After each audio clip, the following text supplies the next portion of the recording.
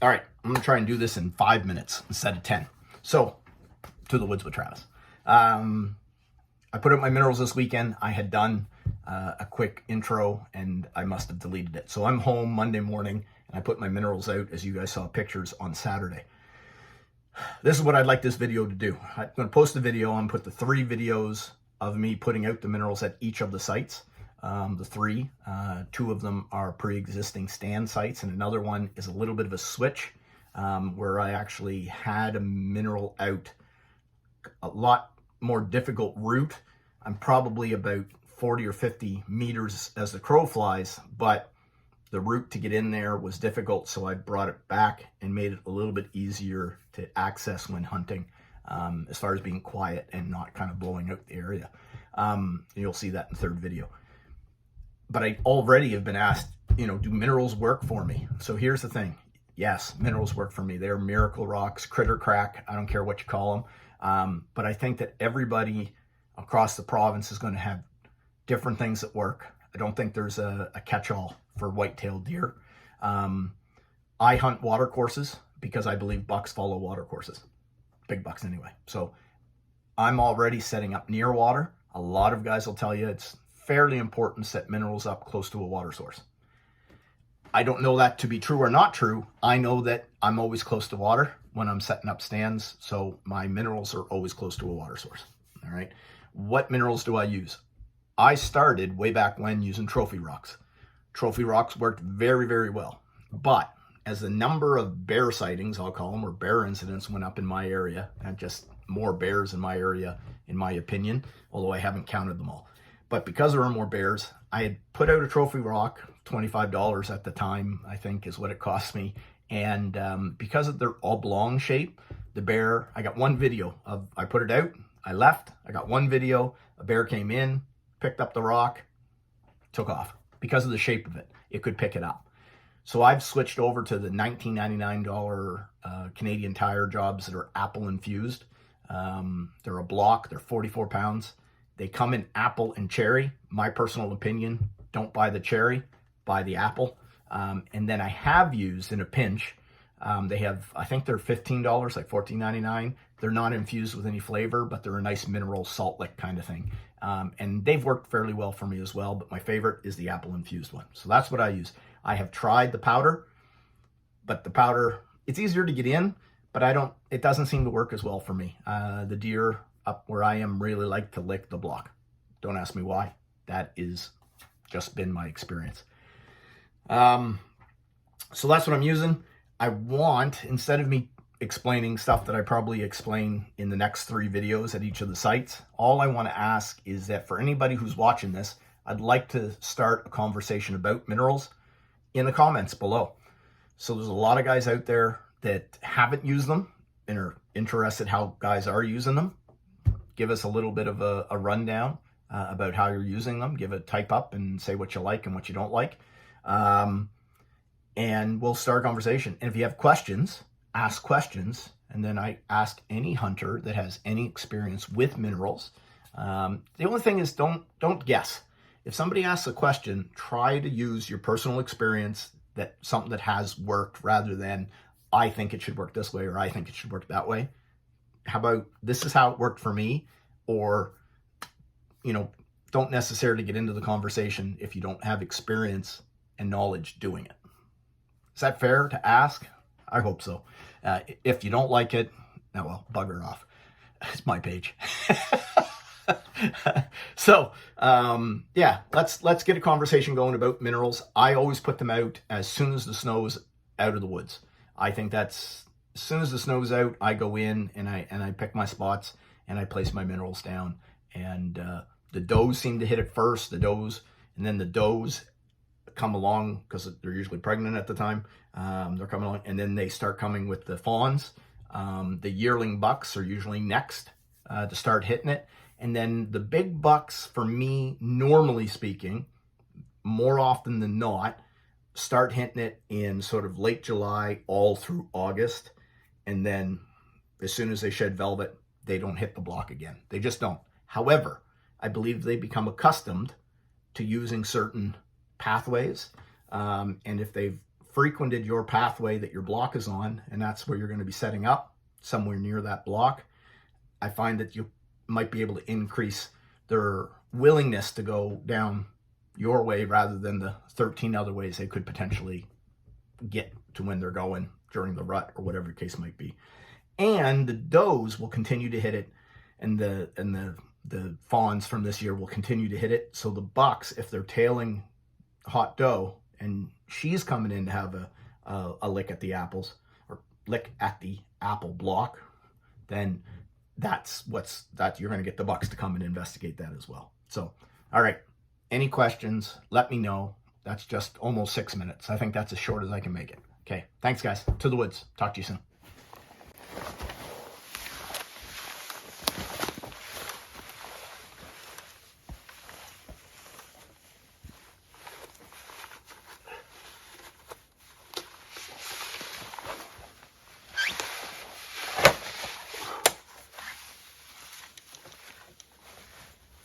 Ooh-wee. Those things aren't light. All right, well. Oh, that was a good walk. So, last year, I was interested in hunting this funnel. So I've got a waterway on this side, and I've got this steep-ish embankment. And this trail here goes, and over here it actually kind of wagon wheels and goes down, over, up and around, back. And so my stand is in a tree over here. And I kind of just had a few apples out here last year, and had a lot of bucks visiting this spot. So I'm very pleased with how this spot is working out. I couldn't make it work last year. I just wasn't in the stand at the right time. And honestly, I think perhaps the big boys kind of figured me out.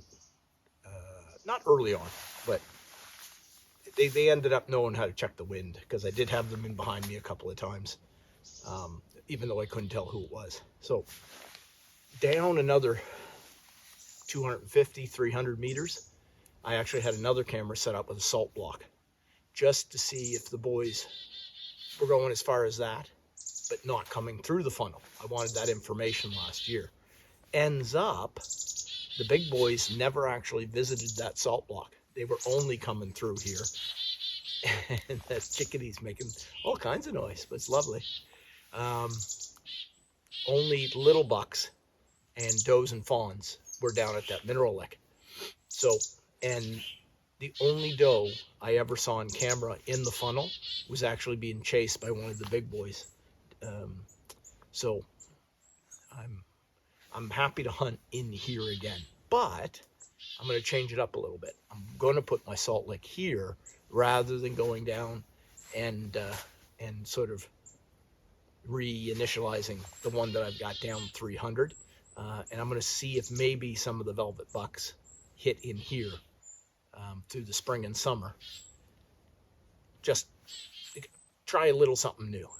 And then I may actually put a ground blind in here somewhere to sort of change things up from week to week, so I'm not always kind of hunting the same spot. Yeah, lots of plans. So this is my first salt lick or mineral lick. I get them at Canadian Tire. They're the apple flavored ones.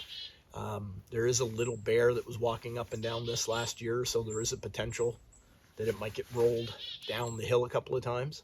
But I like these large blocks specifically because of bears. They can't pick them up and take them away, and it has lots of time to seep in before it's small enough that the bears actually can kind of break it apart and take it away in chunks. So I'm going to put this one out here. I've got another family stand I call that's I'm going to put one out, and then I had a salt block out last year at a spot that was just for scouting, and I'll show you that when I get out there, but that's a long walk, and we're going to get something out there too. So, all right, to the woods.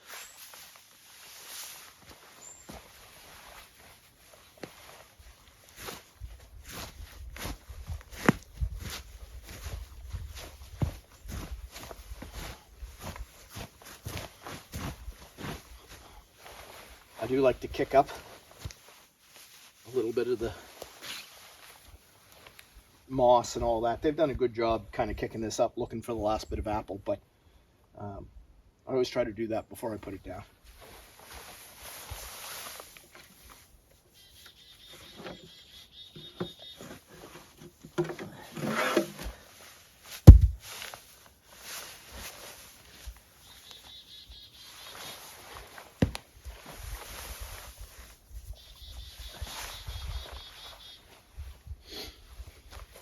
I have in the past used I don't know if you get at Walmart or Canadian Tire. It's a spray that you put on. It's a starter.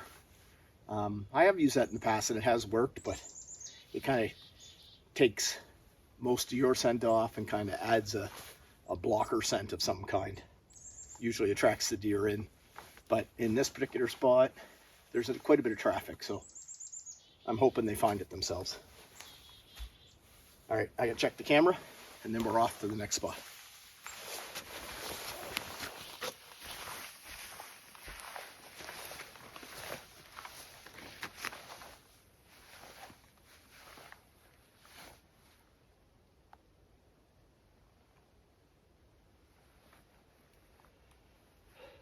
Looks like there's already quite a bit of deer traffic in here. I think anything that was sort of left over under the snow, they've already been in here kicking up at. It'll be interesting to see if the camera caught anything or if it's gone dead. Another mineral to put out. This is a family stand. So I've got 2 stands set in behind you. I had a mineral in here last year that a doe and 2 fawns and then a yearling were hitting all through the summer. And then towards the end of last year, a decent buck called Digit came in, and he had a yearling with him. And I got some year end. They did a little bit of not really sparring. It's pretty much post rut. It was fun to see.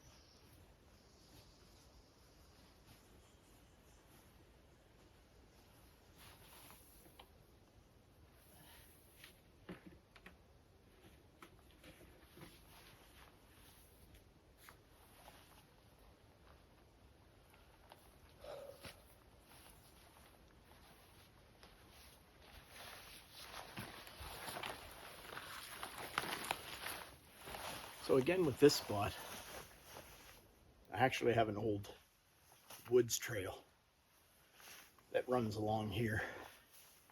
And this drops down to another water course. But I'm up the hill a little bit.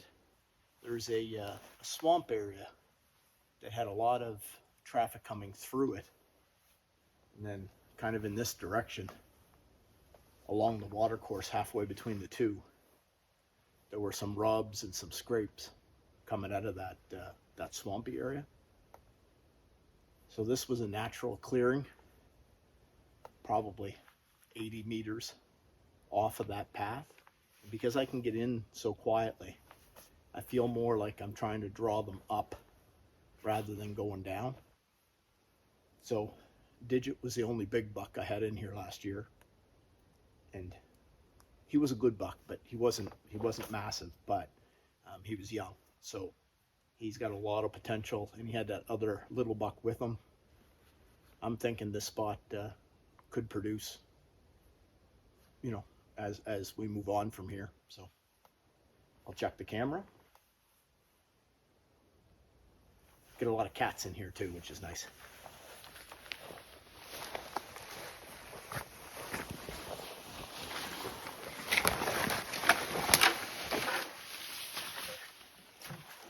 So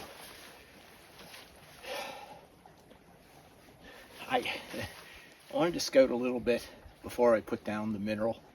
The mineral where I put it last year is tough to get to, in and out, a lot of noise, and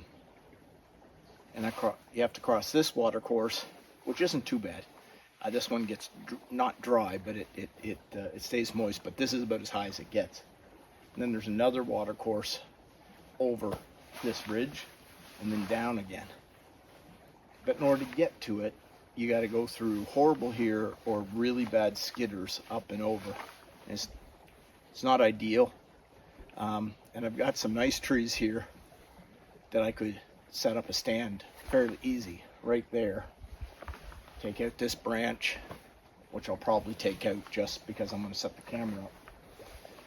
There's a tree that you're right beside, looking up this hill, and this trail comes down, crosses over, comes here, and then V's and splits out down into another sort of swampy area.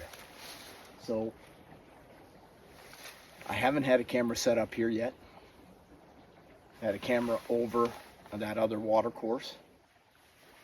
From hunting, this is easier in and out. This is less noise, easier to bring, the things in that I need to, a stand and that kind of stuff. And it's already pretty open, considering I've got this mature stuff. And because there's a water course, this probably shouldn't be cut. I say that, I've seen small water courses cut before, but I don't know, I feel pretty good. Again, easy access.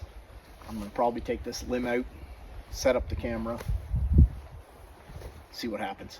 I think that's a good choice for right now. And if I can get some early season bucks showing up, then all the better. And we'll come hang the stand. To the woods.